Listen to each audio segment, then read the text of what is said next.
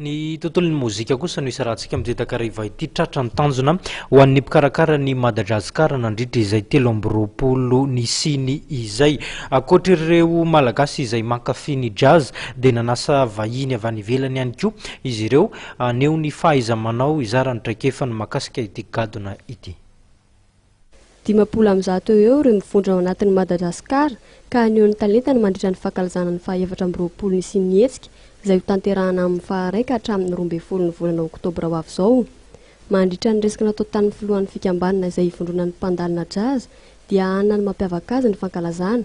Anisan'izany ny fahatongavana ireo mpanao jazz avy any ivelany, anisan'izany Indonezia, Eropa, Etats-Unis, La Réunion, Maurice ary Afrika Atsimo. Marina fa eo amin'ny 7 eo izy ireo. Tratra ny tanjona satria hitanao fa miamaro ny fijery Madajazzcar ary mitendry zava-maneno indrindra amin'ny lafiny jazz dia ary ny tanora koa dia betsaka tokotra. Fa ny amin'ity faha-14 ity zany dia miezaka zany izay hanao formation ho an'ny tanora koa. Misy formation miaraka ny formateur avy any ivelany sy malagasy ary misy an'ilay atao hoe tremplin Madajazzcar. Tremplin Madajazzcar io zany dia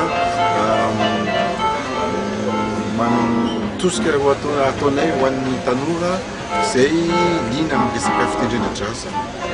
Dia ao koa moa ny zavatra sary maro samihafa tahaka ny hoe ny fomba fitendren'ny vehivavy ny jazz, ao ny mpihira fa ao koa ny mpitendry saxophone tahaka ny Ankoatra amin'ny Norvège, ao koa ny fitendrena flûte tahaka ny Suisse.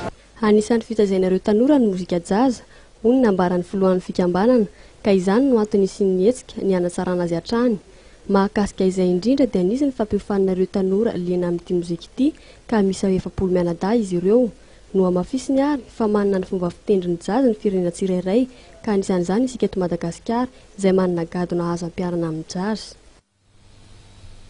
Ety ampamaranana ny fampalalam-bavao tompoko lasy tompoko vavy araka ny fanambara tao anatin'ny izay fotoana ny fampalalam-bavao izay hatrany ao aorian'ny andiany tantara El Diablo dia Andriamatoa Hery Rajonary Mampianana candidat amin'ny fifidianana filoham-pirenena no vahiny Andriamatoa Radavidson ao anatin'ny fandaharana manokana mazava ho azy resahana ny tontolon'ny fifidianana sy ny manodidina izay. Ity fandaharana manokana ity isorana fenao tompoko lasy tompoko vavy sy ny saraka tamin'ny fahitalavitra ma TV ary mbola tsy saraka amin'ny ihany koa dia manome fotoana ho anao indray ho amin'ny rapitsony tenako veloma.